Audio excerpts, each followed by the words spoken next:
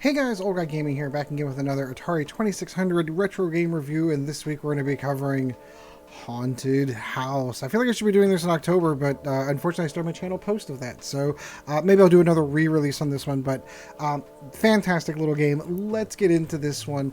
Haunted House was developed in 1982, 81. It depends on who you ask. It depends on the version of the game. The current version that I have physically says 1981 on there, so that's the date I'm going to give it, although the official Wikipedia says it's February of 82.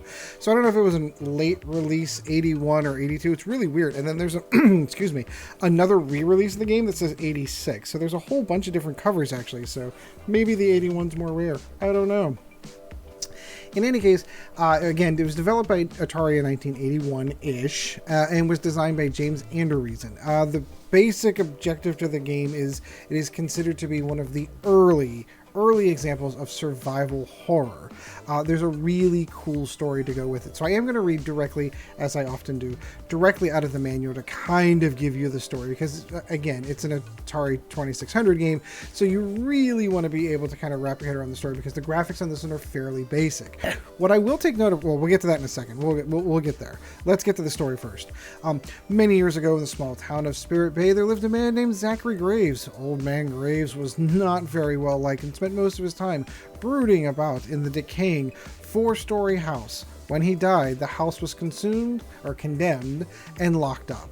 The townspeople claimed that Old Man Graves knew the whereabouts of a magic urn that was the family heirloom of the first family of Spirit Bay. It seems that the mansion was the family's first home, and the magic urn, which was broken into several pieces during an earthquake in 1890, is still in the house. Woohoo! To this day, no one has ever had the courage to go into the mansion to search for the pieces of the urn. It is common knowledge that ghosts of the Old Man Graves still haunt the mansion itself. Some of the neighbors claim to have seen lights flickering in the windows, and some say that they've heard eerie sounds, doors slammings, heavy footsteps. Some have even claimed to have seen the shadows running through the mansion. The mysterious mansion has 24 rooms connected by long corridors and staircases. Some of the rooms have been locked for over 50 years. There is supposed to be a master key hidden somewhere in the mansion. Without the key, it might be impossible to travel from room to room. There is also a scepter hidden in the mansion. Old Man Graves always carried the scepter. He believed it to scare off evil spirits. Now that you know the story, Atari is unlocking the entrance to the haunted house and letting you test your bravery. Do you dare enter the frightening old mansion? If you do, remember to carry matches, as the haunted house is very dark. And that it is.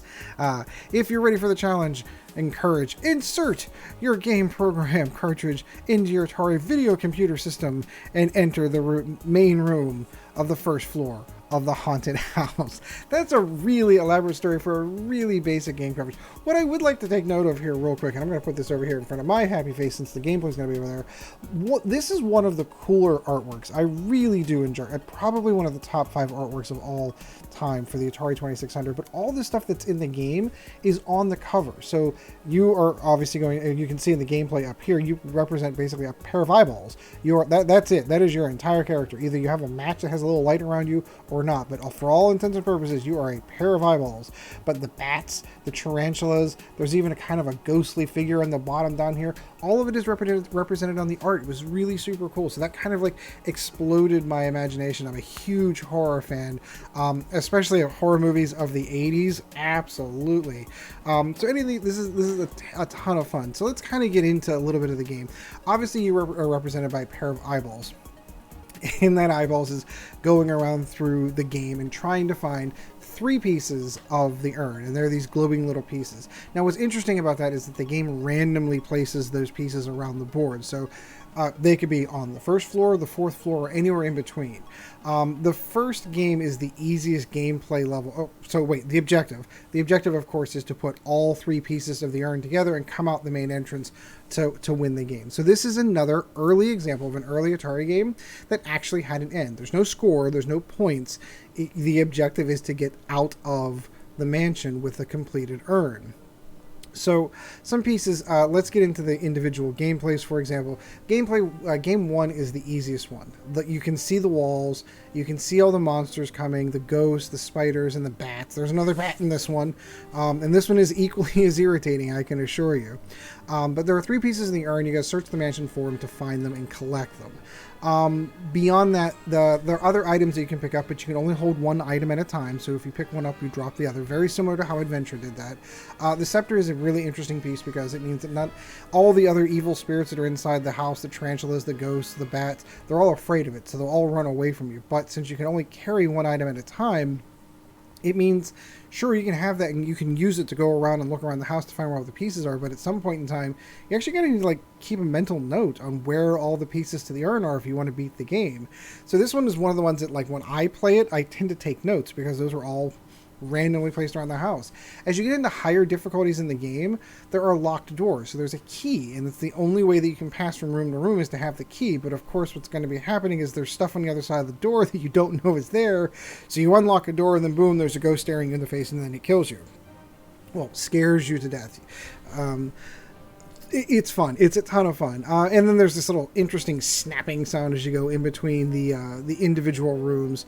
Of course, we already talked about some of the creatures. There is tarantulas. There are bats. Bats get a little bit more irritating once you go through higher levels because if the bat gets you, it'll steal an item from you. So, for example, if you're carrying the entire urn, for example, it takes a little piece of the urn away from you and you have to go and find it again somewhere else. It's super irritating. The ghost, of course, is the ghost of Mr. Graves himself, and if he gets you, he will scare you to death. A lot of fun. Oodles of fun. The sounds in the game are, okay, we'll kind of get there. But let's get on, as we often do with Twin Galaxies, we're going to go to for the records for the game. So because the items are randomly placed everywhere, the only way they pull this off, there are 10 people that currently hold the record on Twin Galaxies for the fastest time beating this game. It is 11 seconds on difficulty B, level 1. 11 seconds. 10 people pulled that off, and the only way that could have possibly happened is if all 3 pieces of the urn are all on the first floor. You go boom, boom, boom, and then out the front door, and you're done. That was quick. 11 seconds. I've never seen it go that fast. So the fact that there are 10 people in the world that were able to pull this off is amazing to me. The other interesting part, interesting enough for me, is that those records on Twin Galaxies are all emulation records. Currently on NTSC, there's no person holding the record for that, and there's a holding spot. There is a person holding for the PAL one at 11 seconds. So my dreams of getting a PAL version of the Atari just to set some of these records on Twin Galaxies is shattered with this game because it's the same record. I'm just gonna have to get lucky. But there's also a holding place for the fastest full completion, which I assume means to complete all levels 1 through 9, and no one currently holds it. That means that no one's currently done that. That's interesting to me. Some of the things we're thinking, there are 9 levels. I should kind of get to that. I didn't exactly get through all of that. The floor plan laid out for this, and you're probably, again, you're seeing it in the gameplay coverage here. The floor plan is really, really basic. There are 6 rooms on every floor. Every floor is identical. The only differences are the colors of the floor. The only way you really know that is on playing on the first game. After everything else, you're literally playing the game completely in the dark. So the graphics are just literally eyeballs. There's a ghost, and there's a little bit of sometimes a wall, and that's it. That's the entire game. As each level goes up, though, the game gets exceedingly more and more difficult. It begins to increase the number of monsters that are in, the tarantulas that are in. It starts getting really, really tough. And of course, once you get into some of those higher levels, here we go. That's where we're looking for. I'm looking it up as we're doing it here. So game 1's obviously the easy one. That's the beginning one. Game 2, the mansion starts getting dark. It's dark from every version of there. So like if you like the first version, we can actually see it. You can beat it in 5 seconds. It's the only version of the game that's like it. Every other game is much, much harder. So game 2, the game gets dark. Game 3, the doors start getting locked. That's when you start needing the keys. Game 4, you have to find the master key, and the difficulty gets up. Then you start getting into where they start increasing the number of creatures. All 5 creatures can chase you from a room. Yeah, it starts getting really, really tough. The hardest version of the game is on level 9. I've not even gotten close. I've attempted it if you want, but it's so hard. I mean, unless you got lucky, got things random on there. So in any case, so that's all the records. I got it on the first try. Didn't have to edit it and post this time. Let's go on and move on to some gameplay, shall we? Okay, so we're into the gameplay section of this, and I am going to warn ahead of time. I did notice whenever I was recording the raw footage for the beginning intro part of the video, because of I'm recording this on emulation, and we'll go through the steps again. I do physically own a copy of the cart. It's right here. I do own a 2600, which I've unboxed in the video, so I'm okay doing the emulation. I've had some issues actually video capturing this game, mostly because whenever you're using the candles, you either get the eyeballs or you get the candlelight, but you don't seem to get both. And I think it has something to do with the frame rate, which the 2600 emulation is putting out, and what my video capture software is doing. So I've toned that down a little. I hope it comes out, but if there is some flickering, I do apologize. I mean, it is an old Atari 2600 game. Like, it's really difficult to capture some of the game footage on this one. So, moving on. So let's go ahead and get the first level out of the way, shall we? So here you are with the little eyeballs. Let's turn this off. Oh, there's a tarantula already. Oh, already got a piece. These are stairs. So you always want to make sure you check all the levels. Where'd that tarantula go? He's going the other way. And he is going to chase you. So didn't get lucky here. You can actually just wait for him to go upstairs, which he did. Okay, good. So, got one piece. Now you can go upstairs here, or you can go upstairs. Well, there's no upstairs there. I thought there was. Some of them there are. So let's go upstairs this way. And we're on level 2. Oh, there's a tarantula again. Man, he is chasing me. Now, the thing that always bothered me, this is one of the things I also would have, I think I may or may not have mentioned this. Oh, there's the other piece. And there's Old Man Graves. Old Man Graves. One of the things I may not have mentioned in the review, and I don't think I did, one of the things is, oh, I don't need the scepter. I need those pieces. Thank you. No! You could literally walk over a piece of the urn and not see it because you don't have your candles out. So if you don't have the candles, you need them. So we already went through most of the second floor. Let's go. Oh, I don't want that. I want that. Old Man Graves can stay there. Where is he? He's gone. There he is. And that's where I'm still trying to figure out how someone did this in 11 seconds. So I should probably take note what the numbers below here are. So the number on the lower left is the number of candles I have. The lower right is the number of lives I have left. And the number 2 that now just turned to a 3, so I don't get bit by that bat. That is the floor you're on. Oh, come on. What is this? We're up on the 4th floor. See, this is why this game is, like, so much fun. Like, there's so much replayability to this. Like, you never know where anything's going to be. Alright, Old Man Graves. We're going to chase out it. We're out of here. On to the 3rd floor. Okay, tarantula's gone. We're looking for the last piece. Here, I thought this was going to be the easy one. I thought it was going to be done on a couple of... There it is! And then you just go downstairs, down to the 1st floor, and out the door. There you go. That was definitely not 11 seconds. So that is probably the purest form of the game. That's the one that I remember the most. And this, like, I'll do this 1 or 2 times, then I'm kind of done. But if you want to go further, once you get into level 2, this is the game. And this is... Oh, hey! We're right into it. I'm not even gonna wait. So this is the entire game from this point forward. You are running around in the dark, and because there's a tarantula near me, I can't even see where I am. So, am I missing anything? Nope. Okay, so this part is clear. And then when this starts getting into, like, locked doors, this starts getting to be real... There we go. There's a piece. Alright, so let's see if we can complete it on a darkened room. So we're on the 2nd floor. Oh, there's a tarantula. No! Leave me alone. Leave me alone. And you have to be careful with your candles, because once you're out of candles, this game is... You can't beat it. Because you, as I mentioned before, one of the mechanics is if you walk over something and you do not have... No, I want to go the other way. If you do not have a candle, you do not see it. No! Tarantula, leave me alone. Okay. It's gonna make us... Ah! Oh, really? So frustrating. There we go. Okay. What do we got? What do we got? No! I'm just getting lucky by guessing where these things are. Come on, where's the last piece? See, I've been spending so much time dodging these things. I don't remember. I don't know what I've searched and what I haven't. Alright. How far do we do the third floor? Is this... Oh, old man Graves. There he is again. Alright, we're down to... Are my candles... Ooh, ooh, ooh, ooh. Perfect. No, the other way. We want to go down. How do you like that? There we go. Here... Oh, old man Graves.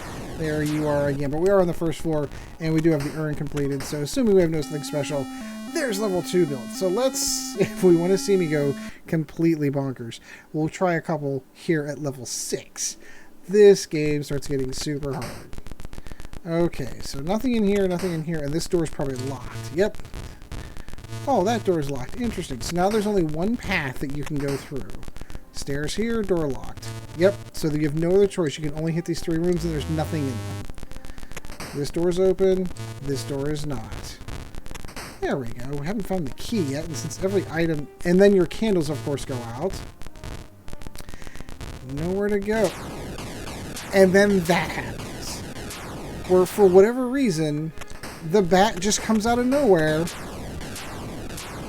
Didn't see him coming. Oh my god. What, 3 in a row? Like, did I die like 3 times right there? That's crazy. Okay, can't get out of here. Can't get out of here. This is the only direction I can go. Can't go here.